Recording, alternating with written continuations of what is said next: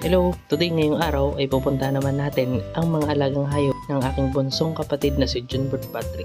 Kasalukuyan kasi siyang nasa barko ngayon kaya kami muna nag-aalaga at nag-aasikaso ng kanyang mga alagang hayop. So yun, ang madalas talagang nag-aasikaso ng mga baboy at kambing at iba pang mga hayop na makikita nyo mamaya ay ang nanay, tang tatay.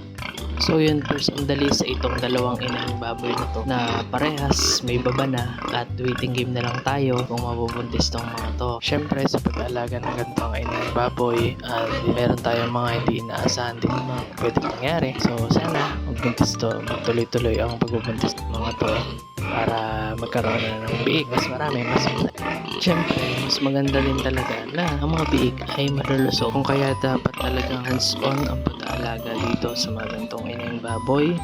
Pinananatiling malinis ang kanilang mga coral o piggery upang may kaiwas sa mga sakit o anumang komplikasyon. So yun, dako naman tayo dito sa kabilang kulungan kung saan nandirito naman yung mga bibe, manok, mga tandang at kanyang mga kambing. So ito naman yung kanyang tatlong tandang. Yun lang, di ako sigurado kung pinansasabong ba niya tong mga to. So yun, dako naman tayo dito sa mga kambing niya. Dito meron naman siyang tatlong maliliit na kambing at dalawang inahing na recently ay pinababahan natin. Mamaya malalaman nyo sa end ng video kung saan natin pinababan itong dalawang inahing kambing.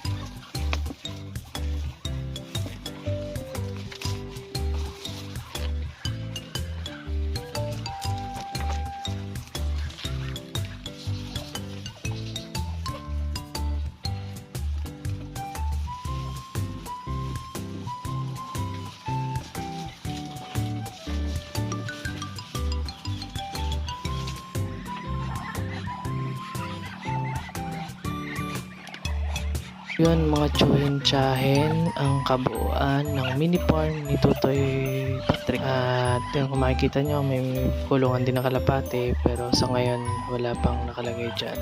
Kulungan ng kambing, yan po.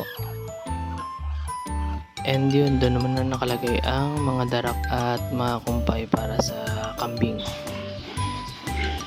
So yun, dako naman po tayo dito sa silangan kung saan wilalay na po natin yung mga biik. So ito po yung 6 na biik na anak ng inahing baboy na kung matatandaan nyo sa first part ng video.